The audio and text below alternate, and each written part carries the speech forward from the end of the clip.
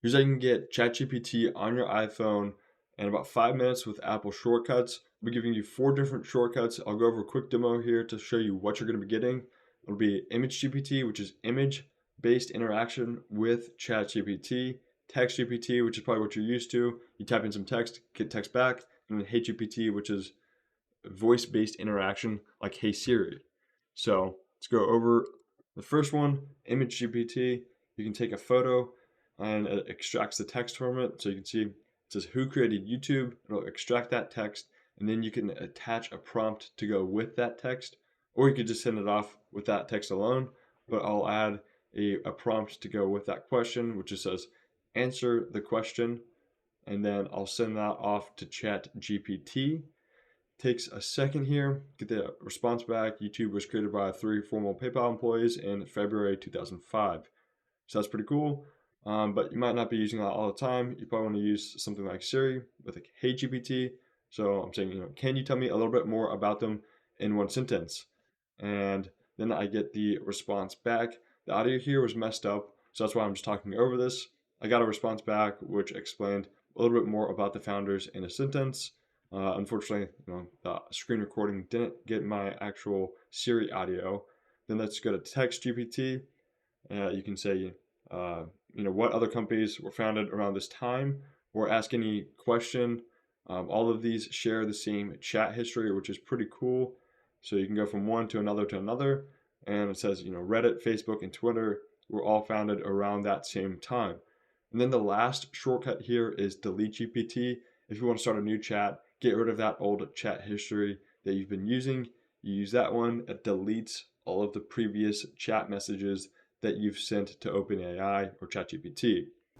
To make the API key that you'll need for this, you'll want to go to platform.openai.com/account/API keys. I'll have the link in the description for that. But once you go to that page, you'll click on create new secret key. You can give the key some name, click create, and then copy that key, and then you're done.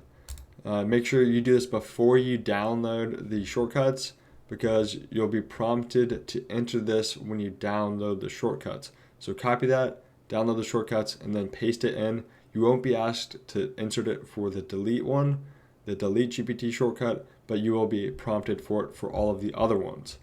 Now I'm going to actually delete this because you should be careful who you're sharing this with, or you really shouldn't share it with anybody because it can be used to charge your account. So I'm going to revoke mine because I don't want anyone watching this video to actually use mine.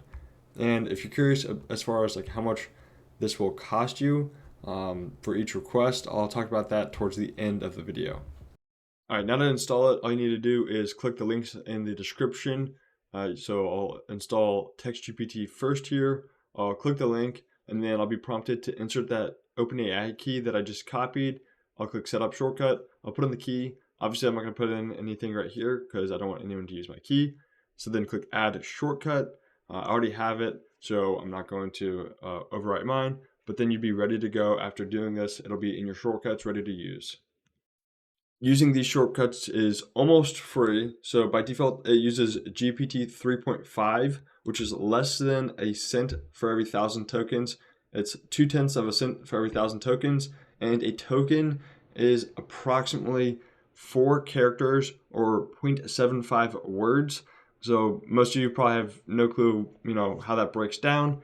So here's some math I did right here. I had a 16-question conversation with ChatGPT, and it came out to about 7,000 tokens.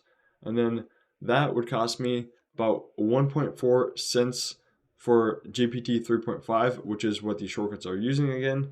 If you did want to use GPT-4, it would cost about 42 cents, which is obviously a lot more. Still not too crazy. And if this video gets a lot of attention, I could maybe go over changing this to GPT-4 in the future.